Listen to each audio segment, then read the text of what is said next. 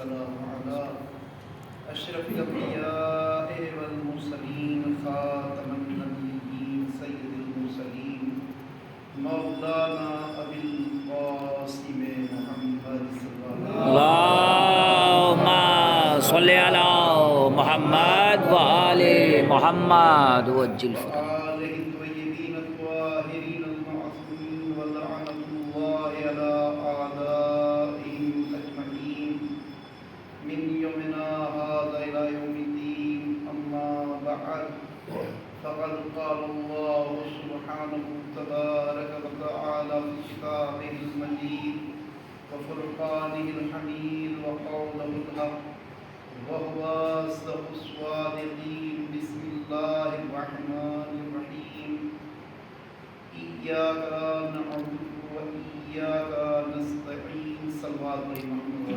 اللهم صل على محمد وآل محمد وجل فرج میرے سامنے محترم بزرگ اور میرے محترم ساتھی، آپ لوگوں کے سامنے برگزشتہ ممبر پہ چلایا بغیر کسی تیاری کے ساتھ یہ نہیں تھا، ٹھیک ہے۔ بہرحال 10-12 منٹ انشاءاللہ آپ کے سامنے گفتگو رہے گی۔ کوشش کروں گا کہ کم سے کم وقت میں 10-12 منٹ میں جو بھی حوالہ ہو سکتا ہے وہ کر سکوں۔ میں کسی تمہید میں نہ جاتے ہوئے ڈائریکٹ سلسلے شروع کر رہا ہوں۔ شان پروردگار ایاک نعبد و ایاک نستعین، اس آیے کریمہ کی تلاوت ہر مسلمان اگر فقط واجب نماز بھی پڑھتا ہو تو ایک دن میں کم از کم 10 مرتبہ اس کی تلاوت کرتا ہے، یعنی پہلی 2 رکعتوں کے اندر، ٹھیک ہے، 5 وقت کی نمازیں ہیں تو 10 رکعت ہو گئیں، اور ان 10 رکعتوں میں اگرچہ واجب بھی پڑھ رہا ہے تو اس آیے کریمہ کی تلاوت ضرور کرتا ہے۔ یہ آیے کریمہ سورہ فاتحہ کی آیے کریمہ ہے، سورہ الحمد کی، اور سورہ فاتحہ کی اہمیت اللہ کے نزدیک اس قدر ہے کہ پروردگار نے چاہے وہ نماز واجب ہو چاہے نماز سنت ہو، فاتحہ کے بغیر نماز کو نہیں رکھا۔ بے شک سورہ فاتحہ ہر نماز میں ضروری ہے، سوائے جبکہ اور سورے جو دوسرے سورے پڑھتے ہیں وہ ضروری نہیں ہے، مگر سورہ الحمد جو ہے، سورہ فاتحہ جو ہے، اس کے بغیر نماز نہیں ہو سکتی۔ آپ سورہ قل هو اللہ کی جگہ دوسری جگہ پہ کوئی دوسرا سورہ پڑھنے نماز ہو جائے، کوئی قباحت نہیں ہے، نہ کوئی نمبر گھٹے گا نہ کچھ ہوگا، لیکن اگر سورہ فاتحہ نہ پڑھیں، اس کے بدلے سورہ البقرہ 2.5 سپاروں میں اسے پڑھ لیں، نماز نہیں ہوگی، ٹھیک ہے۔ نماز چاہے سنت ہو چاہے نماز واجب ہو، یعنی فاتحہ پروردگار کے نزدیک اس قدر قربت رکھتی ہے، جبکہ رسول تو یہ کہتا ہے کہ سورہ توحید کے بغیر نماز نہیں ہونا چاہیے تھا، کیونکہ سورہ توحید مکمل اللہ کا سورہ ہے، ٹھیک ہے، مکمل اس میں اللہ کا تذکرہ ہے۔ سورہ فاتحہ میں مکمل تذکرہ پروردگار کا نہیں ہے، بلکہ اس میں بندہ اور خدا، ٹھیک ہے، اللہ و بندے کے مابین گفتگو کا سلسلہ ہے، ایک طریقہ ہے کہ اپنے معبود سے کس طرح مانگا جا سکتا ہے، اپنے معبود سے کس طرح ہم کلام ہوا جا سکتا ہے، وہ طریقہ بتایا، مگر فاتحہ کے بغیر کوئی نماز نہیں ہے۔ اب آئیے فاتحہ کی اہمیت کتنی ہے کہ نماز فاتحہ کے بغیر نہیں۔ اب آئیے قرآن مجید، ٹھیک ہے، قرآن شریف آپ چاہے وہ لکھنؤ سے منگا لیں، آپ دارالعلوم دیوبند سے منگا لیں، قرآن آپ ایران کا منگا لیں، قرآن عراق سے منگا لیں، آپ بغداد سے قرآن منگا لیں، حتیٰ کہ امریکہ سے قرآن منگا لیجیے گا، قرآن کہاں سے شروع ہوتا ہے؟ سورہ فاتحہ سے شروع ہوتا ہے نا، یعنی کہ نہ قرآن بغیر فاتحہ کے ہے نہ نماز بغیر فاتحہ کے، سبحان اللہ۔ مگر مسلمان کو فاتحہ سے اس قدر دشمنی ہے، وہ کہتا ہے سبحان اللہ سبحان اللہ، واہ واہ واہ واہ واہ واہ واہ واہ واہ واہ، جبکہ نہ قرآن بغیر فاتحہ کے ہے اور نہ ہی نماز بغیر فاتحہ کے۔ تو پروردگار جانتا تھا کہ 1400 سال کے بعد کا ملا جو آئے گا وہ فاتحہ کا دشمن ہوگا، تو پروردگار نے اسی وجہ سے نماز میں فاتحہ کو واجب قرار دیا۔ سبحان اللہ سبحان اللہ۔ ہو سکتا ہے تو اپنے مکان میں فاتحہ نہ پڑھے، یہ ہو سکتا ہے تو اپنے مرحومین کے لیے فاتحہ نہ پڑھے، مگر مجھے خدا نہ مان لینا کہ اگر میں تجھ سے فاتحہ نہ پڑھوا لوں، سبحان اللہ سبحان اللہ، اسی بندے سے فاتحہ پڑھوائی کہ اب لہٰذا 2 فاتحہ تو صبح میں پڑھ لے، کم از کم 2 فرض بھی اگر پڑھنا ہے تو ظہر میں پڑھ دے، پھر عصر میں تو فاتحہ پڑھ لے، یہاں تک کہ سوتے سوتے نہیں چھوڑا کہ آخر وقت میں فاتحہ پڑھی. سبحان اللہ. تو یہ وہ فاتحہ جو اللہ کے نزدیک اتنی قبولیت رکھتی ہو، اتنا وقت نہیں ہے فاتحہ کے اوپر بولتے بولا جائے، لہذا اسی فاتحہ کی آیت کریمہ ہے ایاک نعبد و ایاک نستعین. ٹھیک ہے. اکثر و بیشتر ترجموں کے اندر ڈنڈی ماری گئی ہے. ڈنڈی مارنا سمجھ رہے ہیں نا؟ ٹھیک ہے. ترجموں کے اندر اکثر ڈنڈی ماری گئی ہے. ٹھیک ہے، کہ دیکھنے میں بڑا خوبصورت لگتا ہے مگر کہیں نہ کہیں کمی پائی جاتی ہے. ترجمہ ہوتا ہے ایاک نعبد و ایاک نستعین، پروردگار ہم تیری عبادت کرتے ہیں. یہ ہو گیا ایاک نعبد، ہم تیری عبادت کرتے ہیں. دیکھیے قبلہ محترم میرے سامنے بیٹھے ہوئے ہیں. دشوار کا ہوتا ہے مثال طور پہ آپ جو ہے میرے ساتھ سفر کر رہے ہیں، میں بھی ڈرائیور ہوں آپ بھی ڈرائیور ہیں، اور مجھے معلوم ہے کہ آپ ڈرائیور ہیں، اب ڈرائیوری کرنا بڑا دشوار ہوگا. صحیح ہے. تو لہٰذا ایک ڈرائیور کے سامنے دوسرے ڈرائیور کو گاڑی چلانا دشوار ہے. اب لہٰذا میرے سامنے قبلہ محترم بیٹھے ہوئے ہیں، بہرحال یہ سر زبانی میں کر رہا ہوں. ٹھیک ہے. مگر ایک مولا نے شاید مجھے اس قابل سمجھا کہ میرے ممبر پر جگہ دی. تو ترجمہ کیا ہوگا؟ ایاک نعبد، پروردگار ہم تیری عبادت کرتے ہیں. دوسرا جملہ کیا ہے؟ وَإِيَّاكَ نَسْتَعِينُ. اس کا ترجمہ کیا ہے؟ یہاں ڈنڈی ماری گئی. ٹھیک ہے، کہ ہم تیری عبادت کرتے تجھ سے مدد چاہتے ہیں. یہ ڈنڈی ماری گئی ہے. پہلا جملہ ہے ایاک نعبد، اسے سمجھنا ایاک نعبد، اور دوسرا ایاک نستعین. بھائی واضح بتاتے ہیں ایاک نعبد ایاک نستعین. ٹھیک ہے. ایاک نستعین دونوں جملے عربی کے عربی میں ایک جملے ہیں، ایاک نعبد ایاک نستعین، اور اردو میں ترجمہ ہم تیری عبادت کرتے ہیں. ہونا کیا چاہیے تھا؟ تیری مدد چاہتے ہیں. مگر ترجمہ کیا کہا گیا؟ کہ تیری عبادت کرتے تجھ سے مدد چاہتے ہیں. ڈنڈی لگی ہے کہ نہیں لگی؟ عربی عبارت کے اندر ایاک نعبد و ایاک نستعین ترجمہ ہوگا کہ ہم تیری عبادت کرتے ہیں، تیری ہی مدد چاہتے ہیں. مگر ترجمہ کیا گیا؟ تجھ سے مدد چاہتے ہیں. یہ کسی کے بغض میں ترجمہ ہوا ہے. کسی کے بغض میں جانتے تھے کہ بھئی اگر اس ترجمے کو کر لیا گیا تیری مدد چاہتے ہیں تو بات ہی ختم ہو گئی. بھئی ہم علی سے مدد مانگ رہے ہیں مگر پروردگار مدد دے ہی چاہتے ہیں، تجھ سے نہیں چاہتے. دیکھیں اللہ کسی کی مدد کرنے نہیں آتا، مدد اللہ کی ہوتی ہے. آپ تک رزق پہنچتا ہے کہ اللہ رزق دینے آتا ہے؟ نہیں، جناب میکائیل رزق بانٹتے ہیں. رزق کس کا ہے؟ اللہ کا ہے. ٹھیک ہے. بانٹنے والا میکائیل، جناب میکائیل. جناب میکائیل کو اللہ نے دیا؟ نہیں، جناب میکائیل لیتے ہیں مولائے کائنات سے. مولائے کائنات فرماتے ہیں کہ میں رزق کا تقسیم کرنے والا ہوں، یعنی مولائے کائنات سے لیا اور ادھر تقسیم کر دیا. مگر ہے کس کا؟ اللہ کا. اللہ کا. مگر دینے کون آیا؟ میکائیل. ٹھیک ہے. اللہ نہیں آتا. اسی طرح سے مدد اللہ کی ہوگی. سبحان اللہ، سبحان اللہ. واہ واہ واہ واہ واہ واہ واہ. اللہم صلی علی محمد و آل محمد وعجل فرج. یہ بالکل ایسا ہی ہے کہ ایک کسی حکیم نے، کسی وید نے، کسی ڈاکٹر نے، دیکھے میرا تعلق چونکہ حکمت سے ہے. ٹھیک ہے. میں باقاعدہ پیشہ ور حکیم ہوں، اور اس میں بھی ایسا نہیں کہ بغیر صنعت کے، میں ڈگری یافتہ حکیم ہوں، یہ بھی دھیان رہے. صحیح ہے. تو لہذا ہم کبھی کبھی دوا لکھتے ہیں کسی مریض کے لیے، اگر پاس میں نہ ہو اپنے ہاتھ کی بنی ہوئی تو کہتے ہیں فلاں دوا خانی کی دوا لینا، مثلاً ہمدرد کی لینا. ٹھیک ہے. مثلاً علی گڑھ کی بنی ہوئی دوا لیجیے گا، ریکس والوں کی دوا لیجیے گا. ٹھیک ہے. ہم نے لکھ دیا ہمدرد والوں کی مثال کے طور پر. یہ بتائیے کہ ہمدرد کی دوا میں پونا میں کسی کو لکھوں، ہمدرد دواخانہ دہلی اور غازی آباد میں ہے، تو یہ غازی آباد یا دہلی جائے گا لینے؟ معلومات دوا تو ہے 100 روپے کی، کرایہ لگ گیا 5000 روپے، 4 بگڑ گئے، اتنے مریض ختم ہو گیا. یہ کہیں جائے گا؟ دوا لکھی گئی ہے ہمدرد کی لانی ہے آپ کو، تو ہمدرد دواخانہ کہاں ہے؟ دہلی اور غازی آباد، 2 جگہ ہے یہ. ٹھیک ہے. دہلی اور غازی آباد دونوں ہی برابر اتفاقی ہے. تو ابھی بتائیے دوا لکھی ہے ہم نے آپ کو پیپری کے اندر، پونے کے اندر، کہ بھئی آپ کو ہمدرد کی دوا لینی ہے، کہاں سے لائیں گے؟ کسان کو تو دے گا نہیں. انہوں نے اپنی کچھ اسٹور، اپنی برانچز جگہ جگہ قائم کی. صحیح ہے. لہٰذا جو بھی پونا کے اندر ان کا اسٹور ہو وہاں سے دوا لے لیجیے گا، جس دوا خانے میں ان کی دوا ملتی ہو، یعنی مہر ان کی لگی ہونا چاہیے، سبحان اللہ، ان کی طرف سے ہونی چاہیے. لہٰذا اسی طرح مدد تو پروردگار کی ہو. سبحان اللہ، سبحان اللہ. واہ واہ واہ واہ واہ. مدد پروردگار، واہ واہ واہ واہ واہ واہ. جس زمانے میں جو بھی مددگار ہو، سبحان اللہ، اسی سبحان زمانے میں علی مددگار ہے، ان سے مدد مانگی جائے گی، کبھی رسول سے مدد مانگی جائے گی، آج ہمیں آخری امام سے مدد مانگنا ہے۔ سبحان اللہ، سبحان اللہ، واہ واہ واہ واہ، اللہم صلی علی محمد و آل محمد۔ ترجمہ کیا جائے گا کہ پروردگار ہم تیری عبادت کرتے ہیں، تیری مدد چاہتے ہیں، اب یہ تیری مرضی ہے کہ وہ مدد چاہے علی سے کرا یا ابن علی سے کرا، سبحان اللہ، سبحان اللہ، واہ واہ، تیری مرضی ہے، مگر مدد تیری طرف کی ہونی چاہیے، مدد وہاں کی ہونی چاہیے جب بات کی ہے، وہاں کی مدد کرے گا کون؟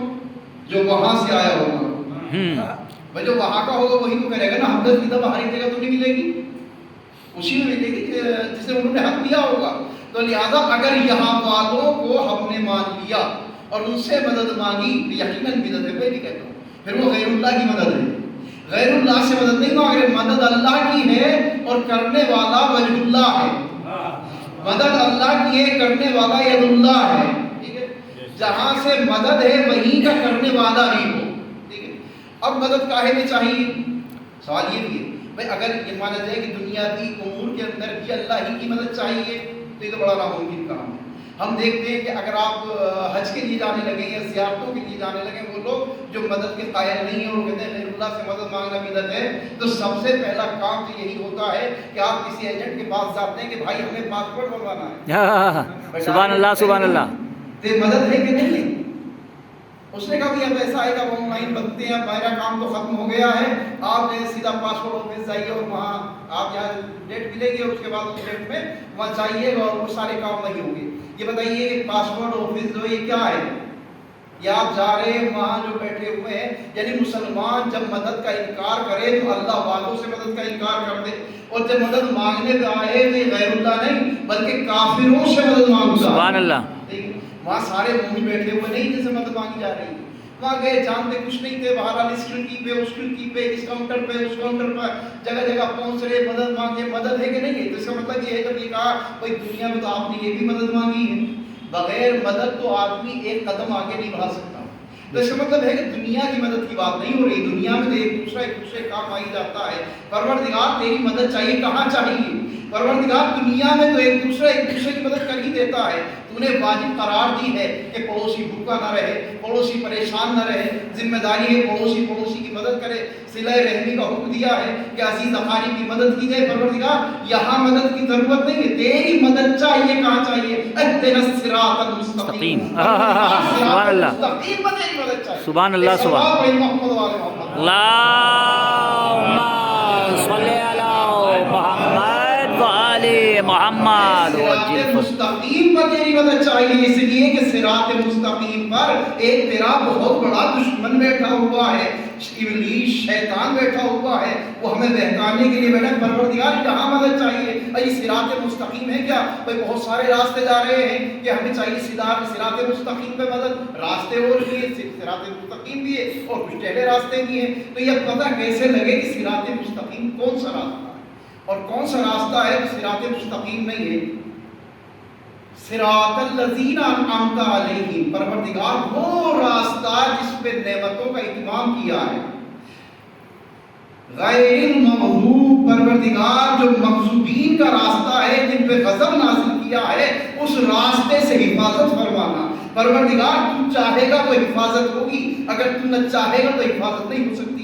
پروردگار جب تک تو چاہے گا ہم صراط مستقیم پہ کام کر رہے گے، جب تو نہیں چاہے گا تو ایک قدم آگے نہیں بڑھ سکتے۔ شیطان سجدوں پہ سجدے کرتا رہا جب تک تیری مرضی شامل حال رہی، صراط مستقیم پہ چلتا رہا جب تک تیری مرضی شامل حال رہی، بجائے تیری مرضی الگ ہوئی شیطان ایک قدم آگے نہ بڑھ سکا۔ پروردگار جن لوگوں پہ غضب نازل ہوا، غضب کس پہ نازل ہوا ہے؟ آئی سرکار کی حدیث ہے، سرکار نے فرمایا کہ جس نے فاطمہ کو غضبناک کیا اس نے مجھے غضبناک کیا، اور جس نے مجھے غضبناک کیا اس نے خدا کو غضبناک کیا۔ تو سمجھا کہ یہ مغضوبین کون ہیں؟ ہم سوچتے ہیں یہودی اور عیسائی ہوں گے، نہیں، مغضوبین وہ ہیں جنہوں نے فاطمہ کو ستایا، لعنتون، ٹھیک ہے؟ اس میں مسلمان، عیسائی، یہودی قید نہیں، جس نے بھی اگر کوئی اپنے کو شیعہ کہتا ہو اور فاطمہ کو ستا رہا ہے تو وہ غیر المغضوب، مغضوب میں وہ بھی آتے، ان کا راستہ نہیں چاہیے۔ تو میرے عزیزو، یہ جو مغضوبین ہیں جنہوں پہ اللہ کا غضب نازل ہوا ہے، یہ دشمنان سیدہ ہیں، अय्याम फातिमा ज़हरा चल रहे हैं, आप दिन और रात उनके जिक्र में शुमार हो रहे हैं और बाकायदा हाजिर होते हैं। मौला आपकी तमाम इबादतों को कबूल फरमाए। मेरे अजीजों, आज अभी आपने खुतबा सुना, उसमें मासूमा कौनैन के सिलसिले में साहब ने बहुत बयान फरमाया मोहतरम ने, लिहाजा हम जो मुसलसल पढ़ ही रहे हैं जनाब सैयदा के सिलसिले में, बहरहाल सिर्फ उनके सिलसिले फ़िलहाल इस छोटे से पैगाम में और छोटी सी मजलिस में फ़कत एक रोशनी डालना थी कि जो अय्याम है ये असल में देखिए एक मुहर्रम होता है और एक अय्याम फातिमा है, दोनों में कुछ फ़र्क नहीं है। पर फ़र्क इतना है ये माँ के गम के दिन है और बेटे के गम के दिन है। मेरे अजीज़ों, मुहर्रम की इब्तदा ही ये है, जैसा कि जनाब ज़ैनब का दोहा है, जनाब इमाम हुसैन के लाशे पर जब जनाब ज़ैनब पहुंची तो फरमाया भैया ए मेरे माँ जाए, तेरा कत्ल आज नहीं हुआ बल्कि तेरा कत्ल सकीफा हो गया। मेरे अजीज़ों, सकीफा की बुनियाद इन अय्याम से होती है। मेरे अजीज़, फातिमा ज़हरा 18 साल की उम्र में चल रही है। एक फातिमा ज़हरा है कि जो 18 साल की उम्र में सहीफा हो गई, एक और फातिमा है। कभी सोचिएगा, कुछ अस्कार कुछ जिक्र ऐसे होते हैं कि जिनमें अगर गैर भी सुने तो उसके भी आंसू नहीं क्षमा करते। कीजिएगा और अपने नफ्सियात पे कंट्रोल करके इस रिवायत को सुनिए। एक फातिमा ज़हरा, एक और फातिमा है। ये फातिमा ज़हरा हुसैन की माँ है जिसने 18 साल की उम्र में ऐसा संभाला, और एक फातिमा हुसैन की बेटी है कि जो अब 18 साल की भी नहीं है, 9 या 10 या 11 बरस की सिन है, लेकिन असे के सहारे हो जाती है। और ये हुसैन की यतीमा फातिमा शुरा है। तारीख कहती है कि इमाम हुसैन अलैहिस्सलाम जब करबला को गए हैं तो घर वीरान हो चुका था, लेकिन अपनी एक बेटी को दिया कि बेटी तुम्हें यही दादी उम्मे सलमा के पास रहना है। उस टाइम में रिवायत में लिखती है कि फातिमा शुरा को इमाम हुसैन ने इसलिए छोड़ा था कि आप बीमार थी, लेकिन तो मेरे अक्ल से ये बाहर की बात है, इसलिए कि जब पूरा घर कहीं जा रहा हो तो किसी बच्चे को ले ना ले, लेकिन जो बीमार हो उसे जरूर साथ लिया जाता है, क्योंकि उसको देखने वाला कौन होगा। फातिमा शुरा उस दौरों में, उस रोज़ों में बीमार चल रही है, रिवायत तो यही कहती है। लेकिन हुसैन के इम्तिहान की घड़ी ये है कि हुसैन बीमार बेटी को भी साथ में ले जाते, लेकिन मकसद बीमारी नहीं, मकसद क्या है? तारीख कहती है हुसैन सामान सफर तैयार कर रहे थे, फहरिस्त को पढ़ के जनाब ज़ैनब को सुनाया कि बहनी इन लोगों को हमारे साथ जाना है। उसमें फातिमा शुरा का नाम न था। फातिमा शुरा बाबा के पास पहुंची, कहा कि बाबा क्या बेटी को न लेके जाइएगा? इमाम ने फरमाया शुरा अरे तुम दादी उम्मे सलमा के पास हो, बेटी तुम यहाँ मौजूद हो, तुम यहीं रहो। याद ये हमारा सफर ऐसा है जिसमें दूर तक पानी का नाम निशान न होगा। लेकिन उसके बाद जब फातिमा शुरा ने देखा कि बाबा मुझे लेके जाने के लिए तैयार नहीं है, तो आप जनाब अली अकबर के पास पहुंची। भाइयों बहनों में बड़ी सख्त मोहब्बत होती है, बहुत मोहब्बत है हर भाई बहन में। परवरदिगार सबके भाई बहनों को सलामत रखे। मेरे मामूद हर बहन के भाइयों के सर पे भाई सलामत रहे। जनाब फातिमा शुरा अली अकबर के पास पहुंची, कहा भैया अली अकबर मैं एक सिफारिश लेकर के आई हूँ। कहा जाई बताओ? कहा कि बाबा अपनी बहनों को लेके जा रहे हैं। ऐ मेरे भैया अली अकबर, बाबा तमाम भूमियों को लेके जा रहे हैं, अपनी बहनों को लेके जा रहे हैं। ऐ अली अकबर मैं तुम्हारी बहन हूँ, चलो बाबा से मेरे लिए सिफारिश करनी है। अली अकबर हुसैन के पास पहुंचे और जाकर के दस्तबस्ता अर्ज करने लगे कि बाबा अली अकबर एक गुजारिश लाया है। कहा बेटा बयान करो। कहा कि बाबा खूबियां तुम्हारे साथ जा रही हैं, तुम्हारी बहनें तुम्हारे साथ हैं। कहा बेटा मेरी बहनें मेरे साथ हैं। बाबा एक मेरी भी बहन है।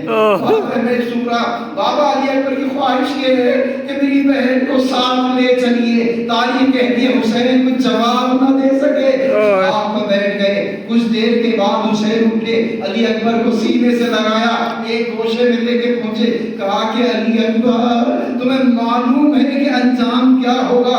ए अली अकबर मैं शुरा को जरूर लेकर के चलता, लेकिन मेरी बेटी फातिमा शुरा, मेरी माँ फातिमा है। ए अली अकबर हमारी शहादतों के बाद अहले हरम को बाजार कूफा और दरबार शाम में सब फिराया जाएगा। ए बेटा हुसैन नहीं चाहता कि मेरी माँ की शबी फातिमा शुरा बरसरे दरबार बाजार सब لائی جائے